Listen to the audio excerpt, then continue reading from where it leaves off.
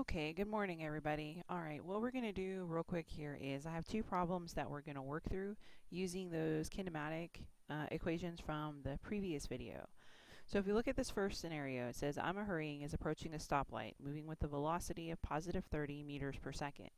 The light turns yellow and Ima applies the brakes and skids to a stop. If Ima's acceleration is minus 8 meters per second squared, then determine the displacement of the car during the skidding process.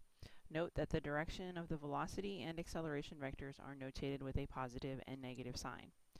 Okay, so first off, we're going to kind of draw a picture of what's going on here. So we have her car here, and it's moving forward at a velocity of 30 meters per second. And that if it comes to a stop, we know that when it comes to a stop, her velocity is going to change to 0 meters per second.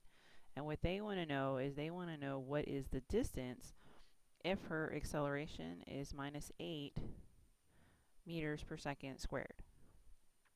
Okay, so that's kind of my picture that I drew just to help me kind of understand what was going on. So now I'm going to draw my three columns to pick out the information that we have and what we're going to need to solve it. So they told me that my initial velocity was positive 30 meters per second squared. So I know that my VI is positive 30.0 meters per second. I know that the car skids to a stop, so even though it doesn't give you a number there, that skids to a stop tells me that my final velocity, okay, is going to be 0 meters per second. And then it tells me that the acceleration right here is minus 8 meters per second squared. So my acceleration is minus 8.00 meters per second squared. And what they're wanting us to find is they want us to find the displacement, so that means that what I'm looking for is the d. Now this is the tricky part with the kinematic equation. So they've given us both the velocities and the acceleration, and they want us to find d. So now we need to go back and look at those four equations from yesterday and find the one that has initial and final velocity, acceleration, and distance, or displacement. So if I look at this first equation, this one has time in there, and they didn't mention anything about time, so I can't use that equation. Same thing with equation 2. If I look at equation 3, it has the initial, final velocity, and acceleration, but it still mentions time. So really that kind of eliminates 3 out of the 4 equations, so the only one I'm left with is equation number 4. So I'm going to copy that down as the formula that we're going to use to do this one. So that is the final velocity squared is equal to the initial velocity squared plus 2 times the acceleration and the distance.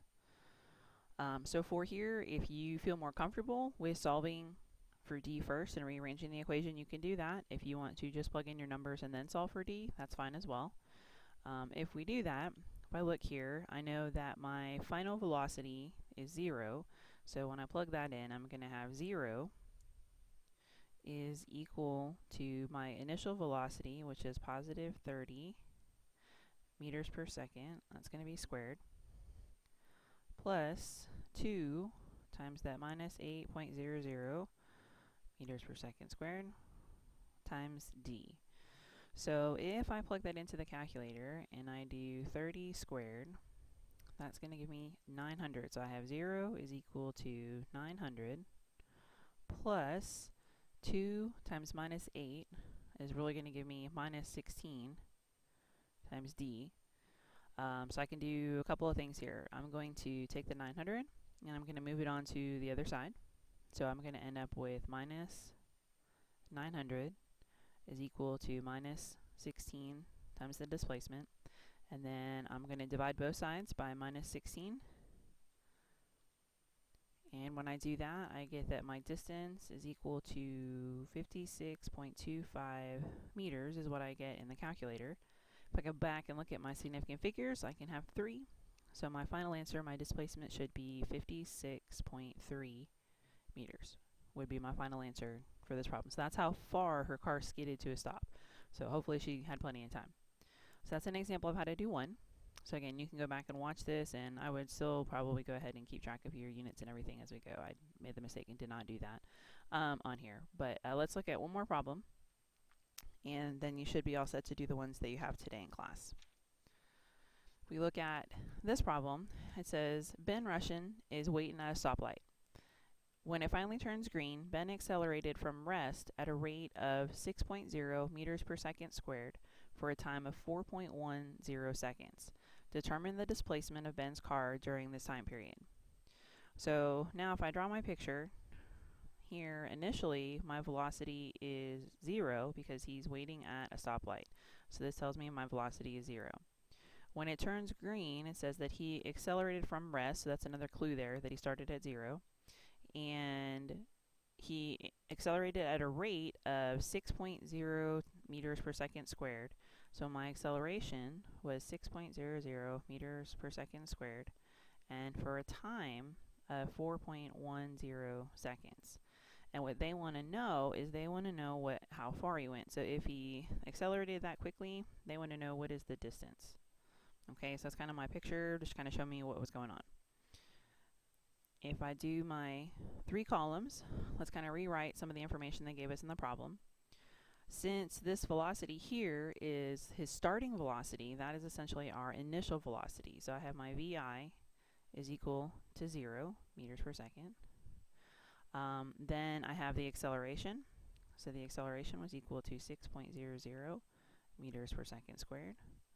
I know the time is equal to 4.10 seconds, and they want me to find the displacement. So I'm looking for the D.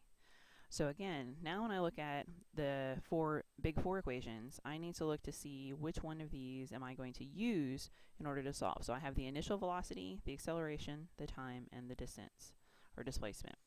So if I go back and look, let me see. It looks like I could use the first one, because I have distance, I have the initial velocity, I have the time, and I have the acceleration. Okay, so that one I could use. For number 2, I don't have the final velocity, so I can't use that one. For number 3, again, has the final velocity there, so I can't use that one because I don't know what that is. And same with number 4. So just by looking at the equations, I can eliminate 3 out of the 4, and I'm going to actually use the very first one. So I'm going to copy that down into my formula column. So I have distance is equal to the initial velocity times the time plus 1/2 times the acceleration times the time squared. Okay, so once we have our equation, I want you just to kind of see something real quick here. If my initial velocity is 0, that really means that this whole component here is going to cancel itself out, because anything times 0 is going to be 0. But let's go ahead, and I actually don't even need to rearrange this problem because I'm looking for D and it's already solved for D, so this one should be a little bit easier mathematically. So if I plug in my numbers, I have D is equal to 0 meters per second times 4.10 seconds plus 1/2 times my 6.00 meters per second squared times the time squared, so 4.10 seconds and that quantity squared. So once I have that, I'm going to go ahead and simplify. And again, this time 0 is going to cancel itself out, so I don't have to worry about rewriting that one. So now I have that my distance is equal to 1/2 of 6.00 times 4.1 squared is 16.81, and this would be second squared. This under is not putting her units there. There we go. So now all I need to do is plug all that into the calculator. So 16.81 times 6 times 0.5, and when I plug that in, I get 50.43. I need to go back and look at my sig figs. So if I go back to the original problem, my lowest number of sig figs is 3, so that's how many my final answer can have. So that means that my final answer would be 50.4 meters. Okay, I hope you guys find this helpful. If you do have any questions, shoot me a note on Edmodo, and I hope to see you all tomorrow. Have a great day.